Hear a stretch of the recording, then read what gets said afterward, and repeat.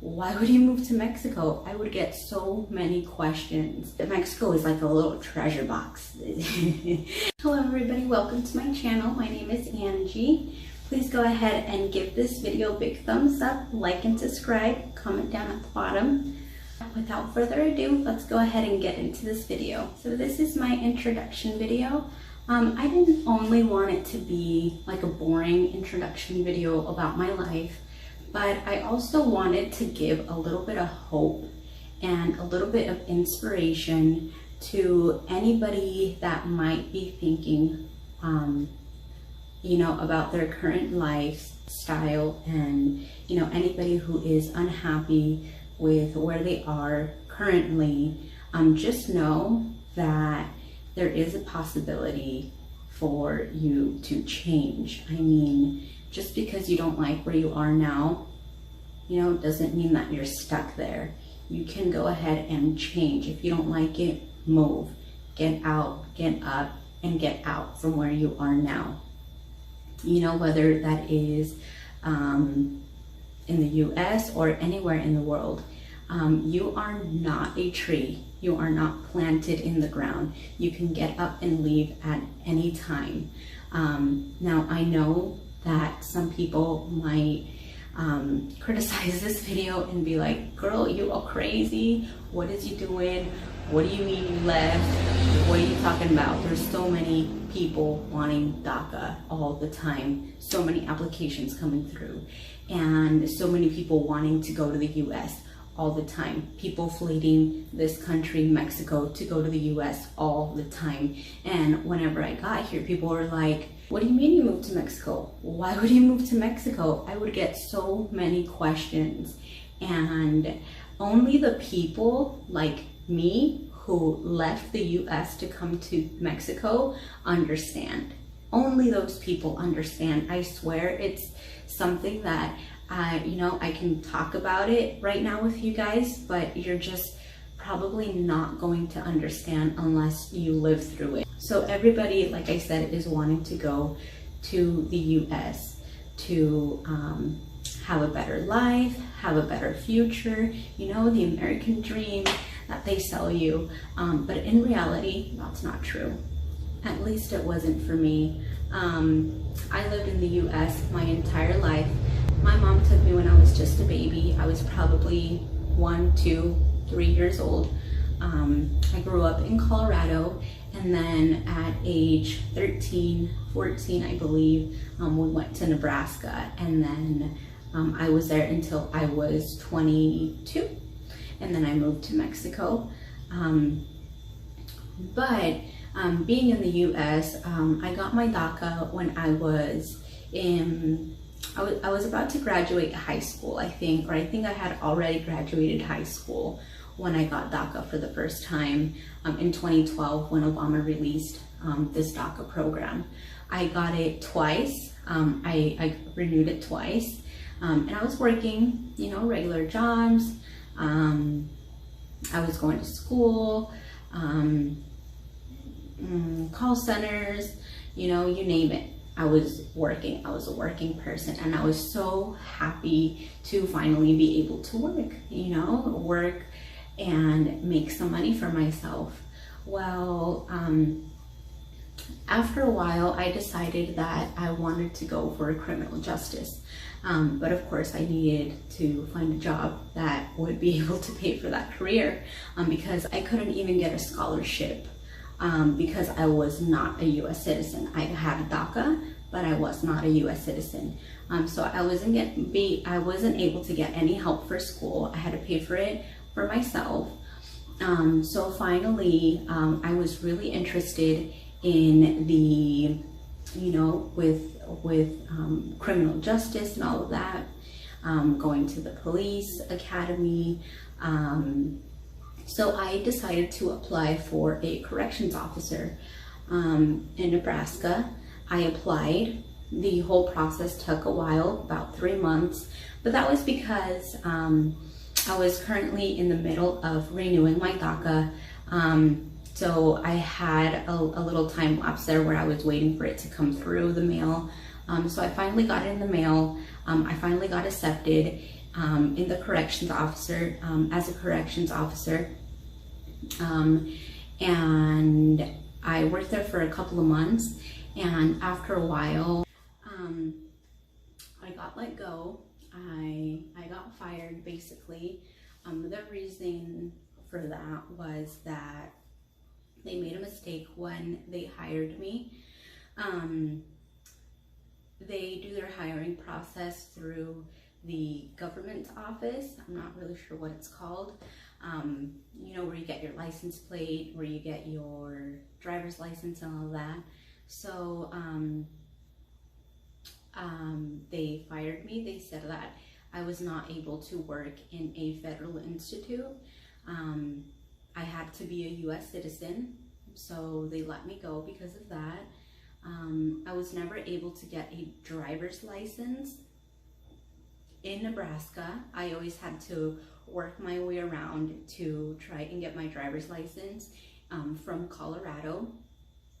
There was just many obstacles with this DACA that I found out over the years. You know, it's almost like they give you this permit to work, but you have limitations. But you have to be a US citizen to do this, but you can't do this, but you can't do that. And in all honesty, that just wasn't for me. You know, they give you too much restrictions on what you can and cannot do. I mean, for me, it wasn't fair, because I grew up there my entire life. I know nothing else than the US. The US was where I was raised. I wasn't born, but I was raised.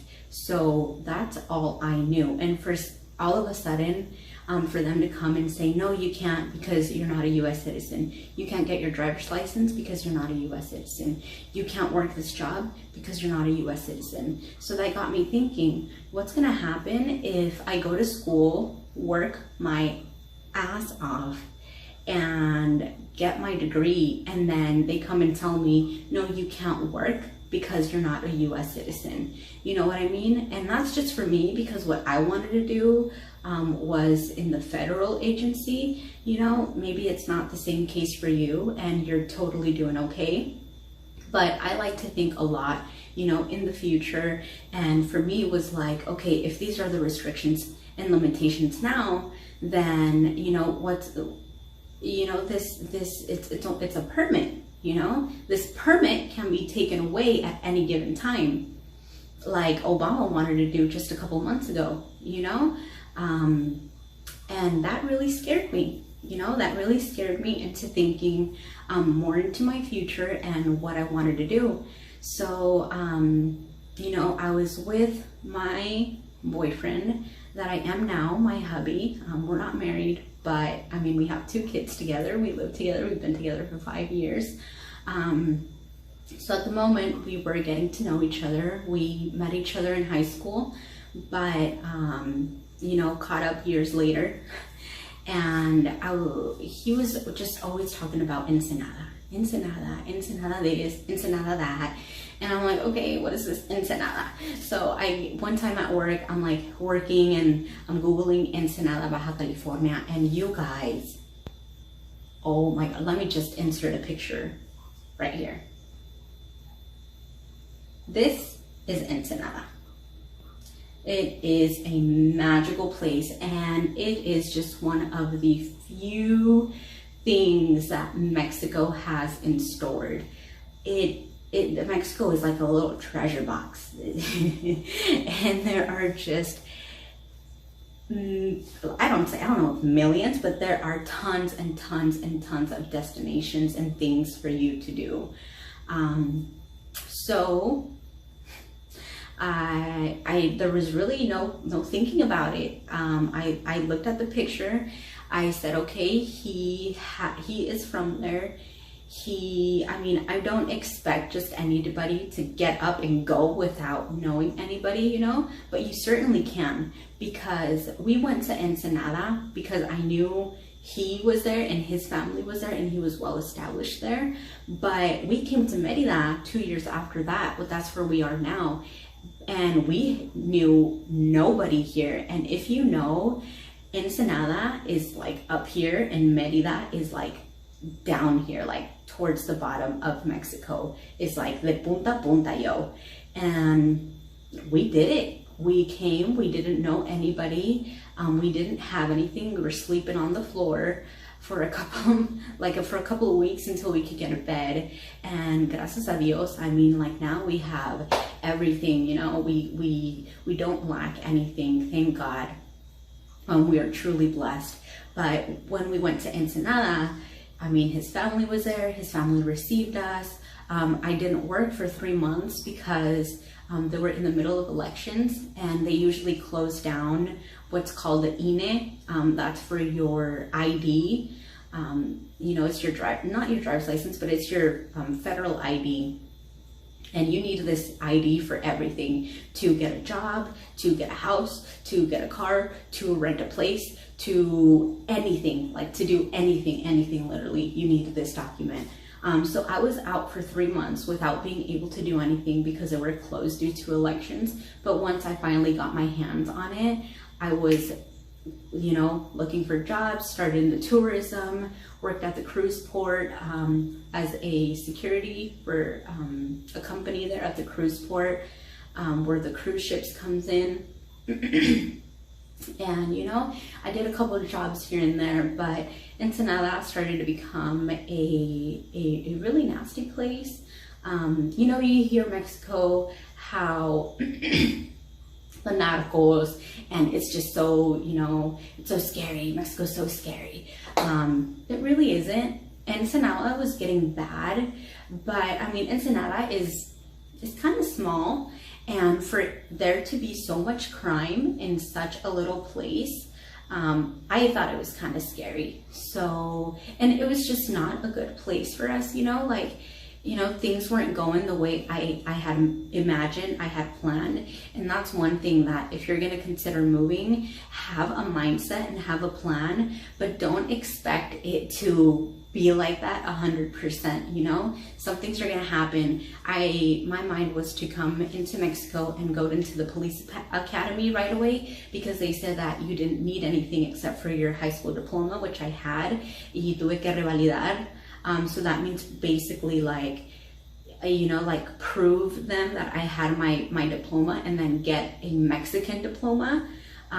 So I went through this whole process, and I finally, they told me no, I wasn't accepted at the police academy due to tattoos. I have a tattoo right here, and this one I just got, but this was the only tattoo I had, and they said that due to their policies, you couldn't have any visible tattoos. So that means this, that means up to here, and I mean any visible after you know, your legs and anything. So I was pretty bummed there, because I mean, that was my whole vision of coming to Mexico and being what I was being told no in the US, and coming here, and I was like, you know what, I'm Mexican, I can do whatever I want here. And that's just not the case. That is not the case. Mexico has its rules. Really look into it if you're planning on moving.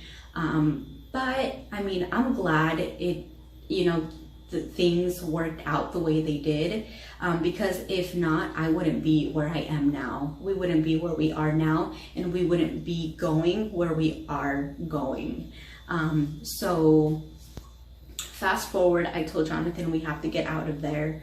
Really bad things were happening. It was just not the right place for us. And I started Googling. I mean, I'm like, there's no way that there isn't a safe place in Mexico, you know? It's impossible. So I Googled it, safest place to live in Mexico, and behold, Merida, Yucatan. It is one of the safest places to live in the world, Like, it is top, I think, one of the top 10s or top 10s, I think. I'll see, but one of the top 10s in the world, safest place to live in the world. I did tons of research before coming to Merida. I did, you know, just everything, work research, economy research. The only thing I didn't research on was the weather. And I'm kind of glad I didn't, because if I would have known it was this humid, I probably wouldn't have moved here. And we wouldn't be going where we are going, you know? So like I said, everything happens for a reason. We're here, I like it. You know, it's not where I want to stay, but it's good for now. It definitely is good for now. We're planning about being here maybe 1 more year, and then we'll be moving. Jonathan is currently going to school to become a pilot. And if everything works out, we should be out in a year and going somewhere else in Mexico, exploring a different place in Mexico.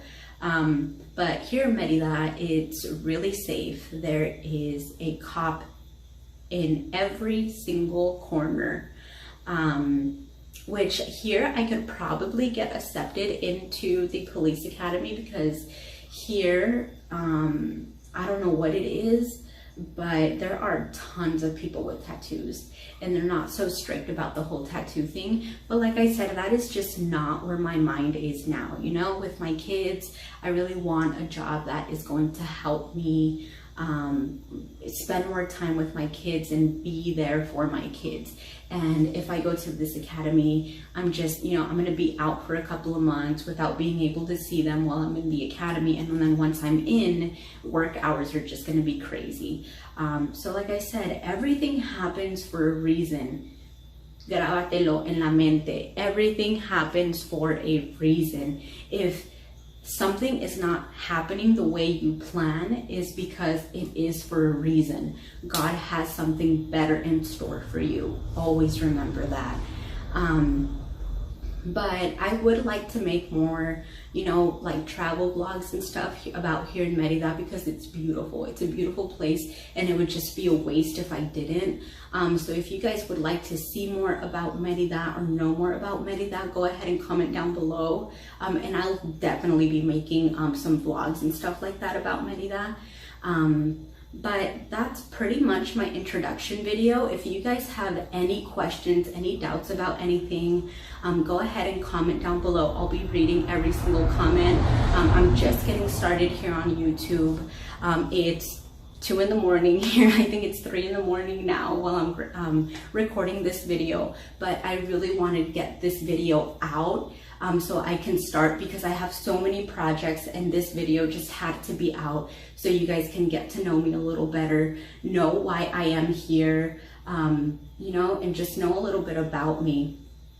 But if you like this video, go ahead and show your support, give it a big thumbs up, comment, like, and subscribe, and I will see you guys in the next video. Thanks you guys. Bye bye.